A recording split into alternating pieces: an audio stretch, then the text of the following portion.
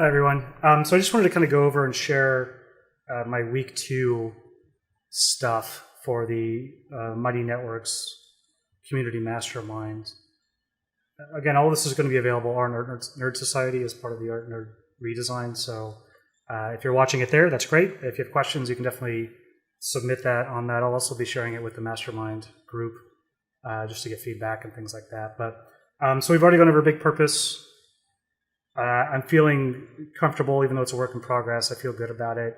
It may be a little too vague, but I think that as it starts to be implemented, it gets a little bit more focus, it gets a little bit more intention, which I think is a really, really good thing. So as I kind of go through this, I'll talk about some of the tools I'm using, which is useful. I use Notion extensively now.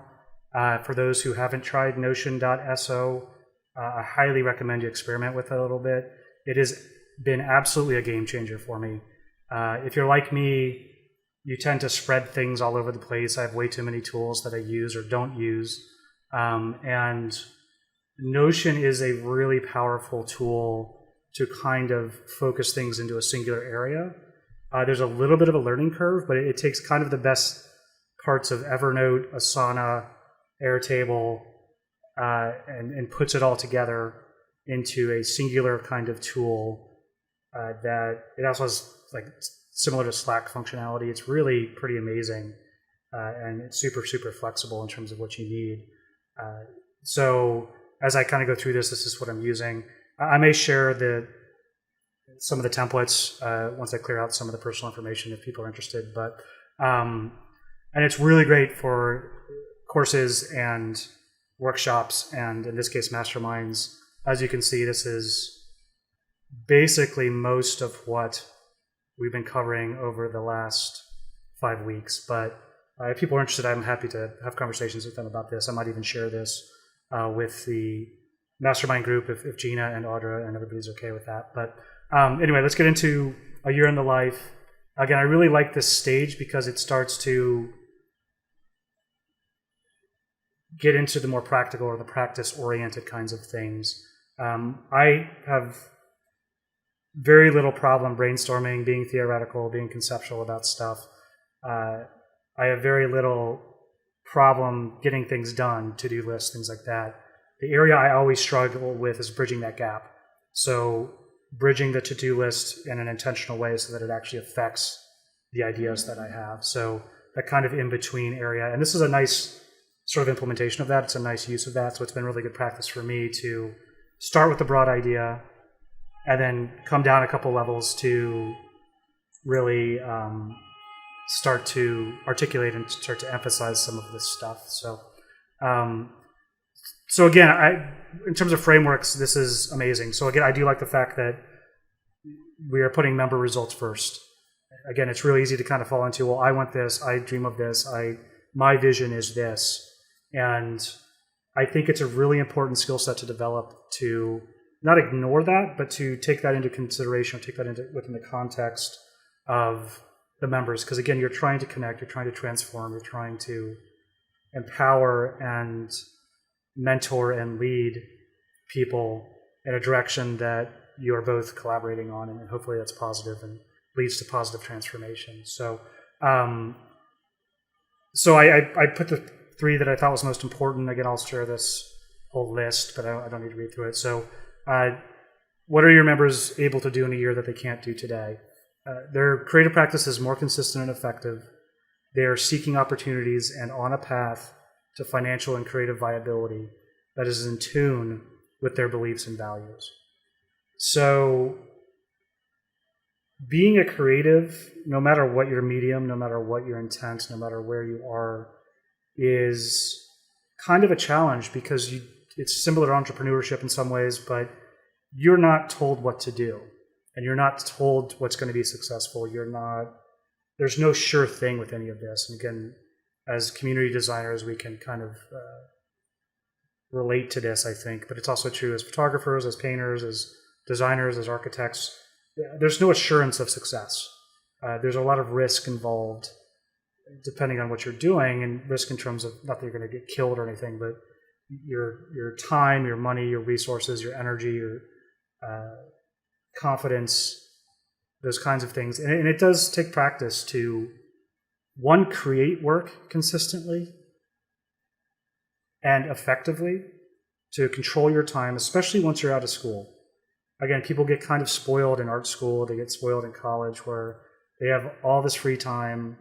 They may have to show up to a drawing class or a foundation class or a design class a couple hours a week, and then they have all this time to do the homework. And even then, they're still told what to do. So the beginning of maintaining a studio practice is a challenge.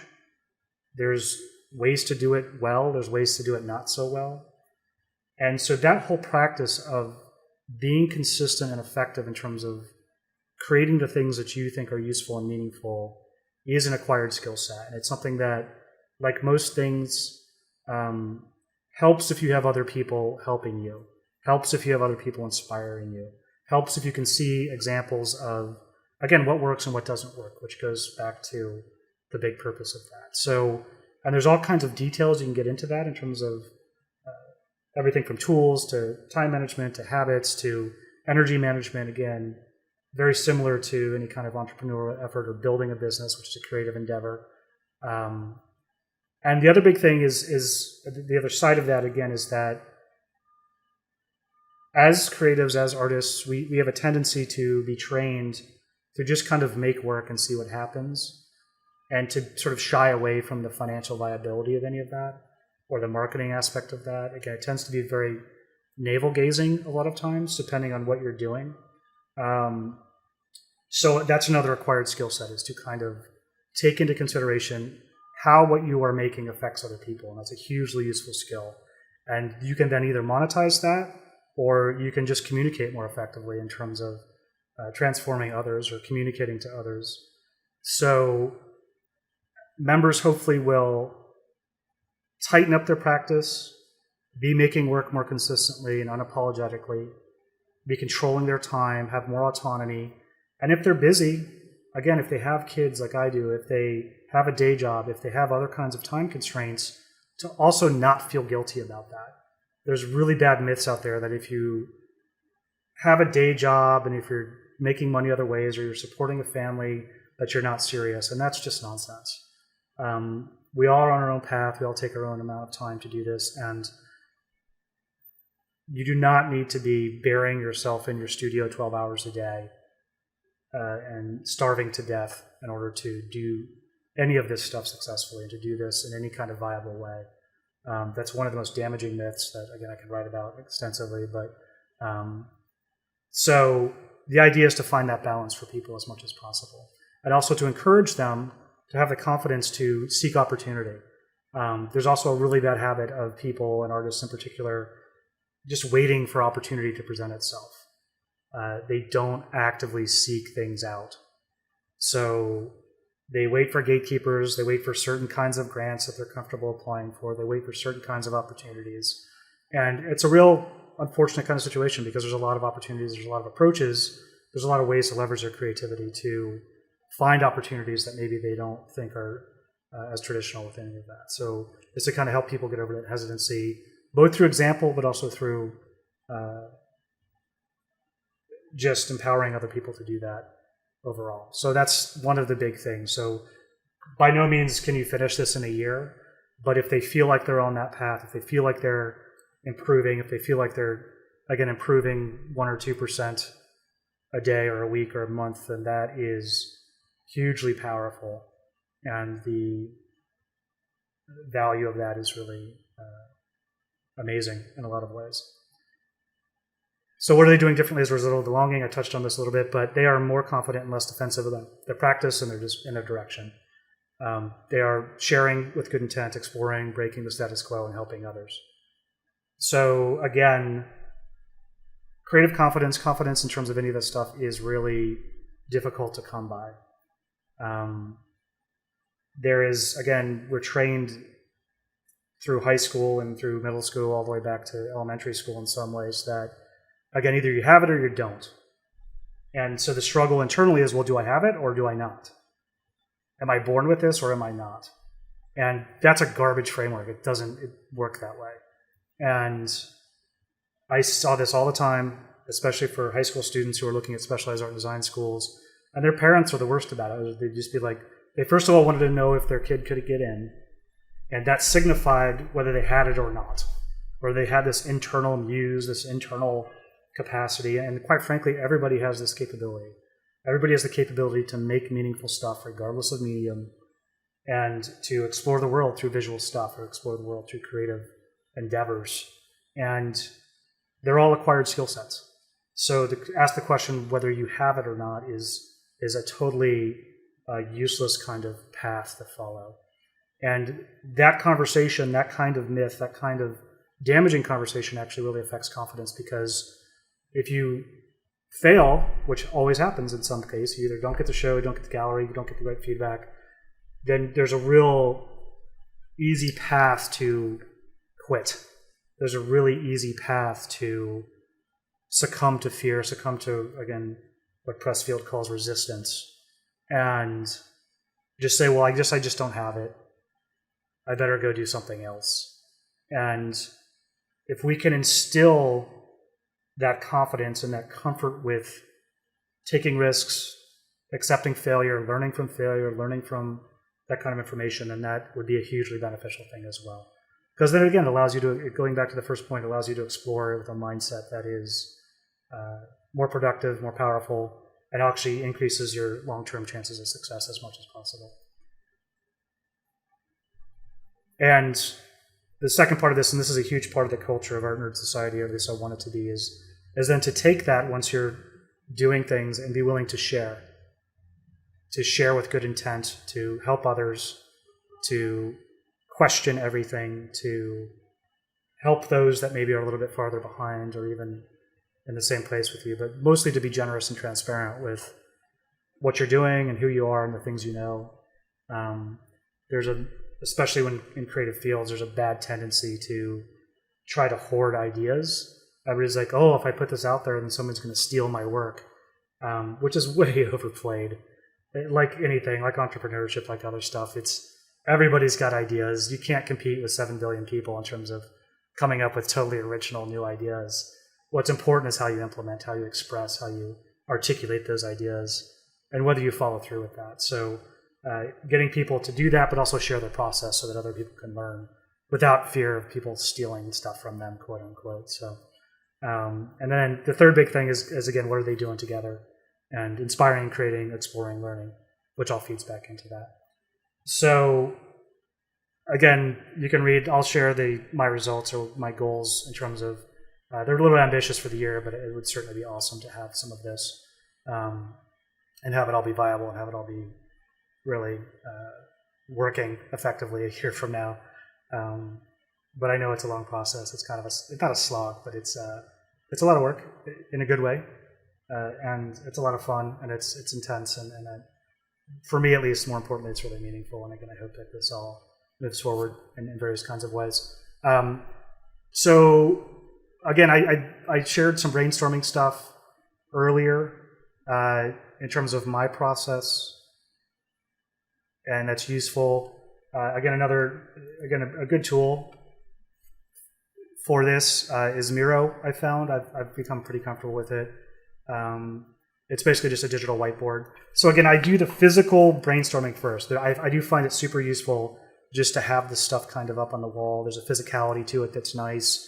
There's a focus to it that's a little bit different than doing it on a screen that keeps you from being distracted by news interruptions or Instagram interruptions or any of that. And then I do the physical thing. I organize it. I take pictures, and then I transfer those pictures to the digital whiteboard. And it's a little bit extra work, but what I like about this is that once you get it to this, it's a very nice archive that you can share, that you can manipulate, that you can, again, take all the advantage of digital stuff while starting in the physical realm, starting in any of that. So as I was doing my brainstorming, again, I was not being super constrained with it. I was just with the purpose in mind. What are things that come to mind? What are the desires? What are the needs? What are the topics? What are the conversations that might relate to that big purpose, that might help people, again, master some of this stuff, that might help people have conversations about this, and did not edit or curate anything. I think that's really important. It's real easy to block yourself during brainstorming if you're like, well, I got to come up with themes. And you come up with an idea. You're like, well, that's not a theme, so you don't put it up there. Well, that's not really a theme. Don't do that. Just put it up. Again, and what's cool about it is that you'll notice some of these conceptual kinds of things gravitate towards one another in ways that make the curation, make the editing kind of easy, and again, becomes super useful. And so big ideas, small ideas, and what's awesome is it becomes a really good resource for content later on. So if you have your theme, you're going to have all these things that gravitate towards that theme, hopefully, that then can become articles, can become collaborations, can become questions, can become part of a conversation, and you've got this awesome kind of, again, oasis or resource of potential ideas. And what's cool is you can even go in more. So again, if I have a theme that's intent, I can brainstorm that intent at that point and continue with that. There's going to be some overlap, but that's fine. And so in terms of my brainstorming, as I started to edit, I noticed that they divided into two kinds of groups. And there were kind of overarching conceptual things. So I'll go over those first. But the different colors, and I did this afterwards. I did not worry about theory or practice until after the initial brainstorm.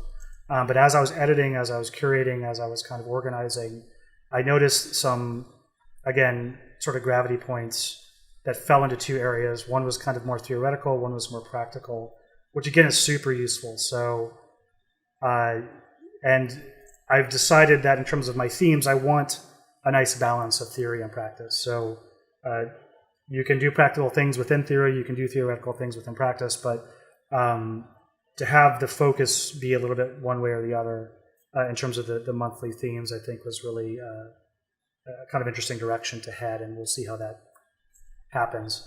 So basically, I organize this by the yellows are themes or theories, the orange are practice.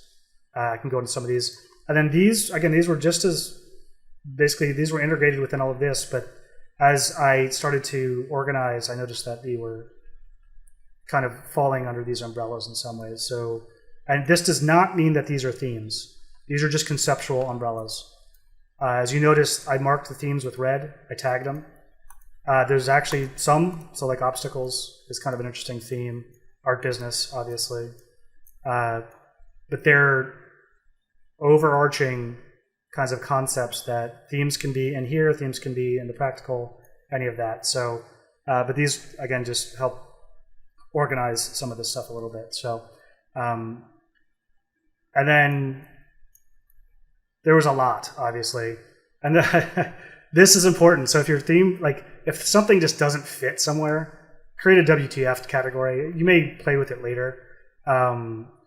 It may make for interesting kinds of content or interesting kinds of ideas later. And a lot of times, again, as you move towards the ridiculous, knowing this is there frees you up to go in all kinds of directions. So I don't know what I would do with Bob Ross, but it was important to include that. Gluttony, sin, drugs, I don't know what I was thinking at the time. But again, the idea is to not curate or not to edit yourself as you're coming up with ideas. So fall in love with the WTF category. So technical values, there's all kinds of directions you could take. Creativity is a large thing. Place, space, communication, learning, teaching, connection, art, business, obstacles, process, perception, purpose. And again, I will share this entire list with everybody. Feel free to steal as much as you want. Take these ideas, run with it. If you want to share then what you come up with, again, I hate to use the word steal. It's not stealing. It's just helping or being transparent. But again, appropriate, use it, run with it, do what you got to do, make it your own by all means. So as I kind of did this, and I was kind of looking for the 25 that kind of were initially interesting. And again, I do not consider this done. I will continue to delve into this and evaluate and, again, try to have things relate to one another on a monthly kind of basis. But so for whatever reason, again, a lot of the ones I was liking were process-oriented, which again touches on practicality a little bit, but there's also contextual sort of theory-based stuff in terms of process that I think is interesting. So energy management, which again I know Gina loves. From project management, time management, transformation, which that will be our first one, and I'll talk about that a little bit. Habits, obstacles, learning to learn, portfolios, huge. It's part of communication, but the communication's kind of an overarching thing. Visual storytelling. So there's all kinds of things. And again, if you need just an extra idea, all you gotta do is, HT means how to. So a lot of these theories, you can just add how to, and it works pretty well. So how to tell visual stories, how to design your portfolio, how to email, how to write poetry. I mean, there's all kinds of ways you can go with that. And obviously that's bigger, and you can come up with subgroups if you brainstorm in addition to some of these as well. But so that's that. I'll share this again if people are interested. And again, the tool is Miro.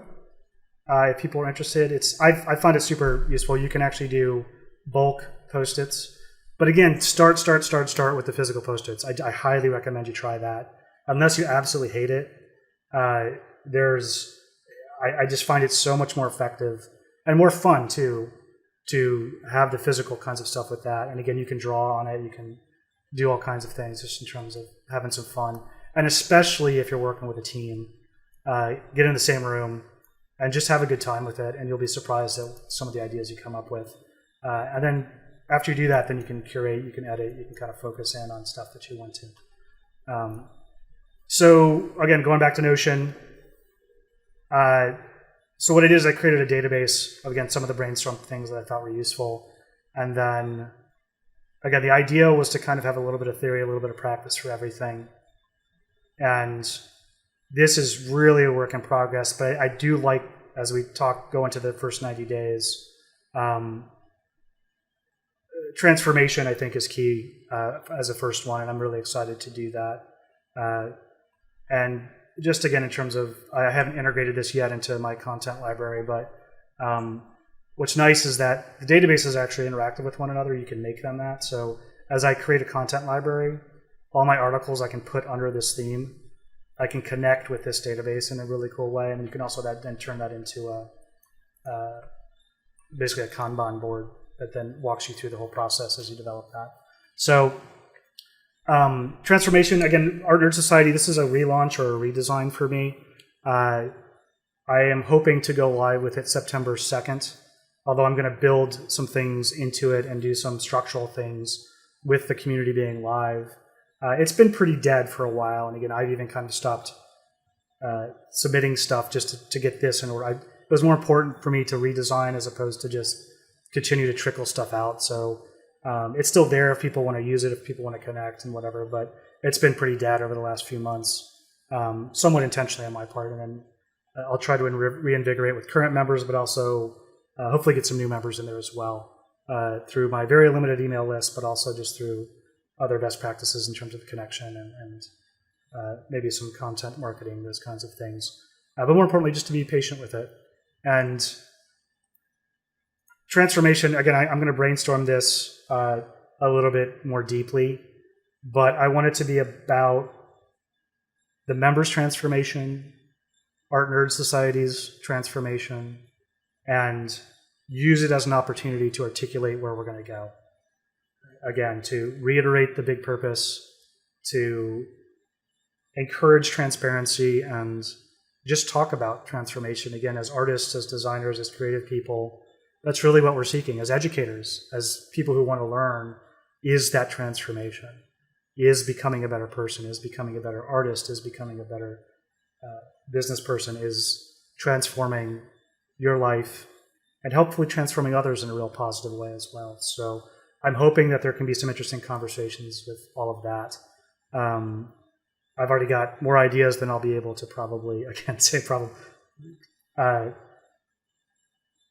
I'll be able to implement for the month, but we'll see how it goes. And again, the idea is to not burn myself out, but to be as consistent as possible. So I'll probably be limiting a lot of the stuff that's related with that. And I'll go on more with this with the 90 days, but creative habits, which feeds into transformation. Again, if you're going to transform, what's some of the best way to do it? And habit forming is a hugely important sort of foundational thing that is super important for any kind of studio practice, any kind of creative practice, any kind of business practice. Get those habits in place so that you don't have to think about them. So that you can use your deliberate practice. You can use your focused energy and emotional energy on the more difficult stuff instead of being dragged around by your to-do list, essentially. And part of doing that creative habits takes care of a lot of that. If you can habitualize, if you can ritualize certain elements of your day, of your time management, all of that, then it becomes a hugely beneficial thing for doing more meaningful kinds of stuff. Time management, the next one again, so going more practical. And this comes from just conversations with some of my current constituents and students. So one of the biggest challenges they have is finding the time, if they are outside of school, to make work, to focus on that. Very, very few people make a living off of their studio practice. Very few. I don't. Most people don't. That doesn't mean it's not possible, but so they have day jobs. They may have kids like I do. They have a lot of responsibilities. They have a lot of things going on. And time management is hugely important. It relates to habits. They feed off of each other really, really well. So that will do a focus on that, at least within the first 3 months. The rest of them I'm going to be super flexible with, but like I was thinking December is probably good for reflection, end of the year. Again, I hate New Year's resolutions, but I do think it's useful to talk about intention, and it goes within the culture of that. There will be weekly reflections and intentions, but I think it's useful at that time period to do that. Energy management, because you're in the middle of the 100 Days of Darkness, and then getting into some of the educational stuff, including project management, art business. I'm not totally sold on this sequence yet, but we'll work on that as things go. And there may be some, if there's demand, if there's need from the members, any of this can change at any time, but this is kind of the first structure of that. So again, I don't mean to talk for a half hour, but again, just thanks again to the mastermind and all the participants and Gina and Audra and everybody, and we'll see where this goes. Thanks again.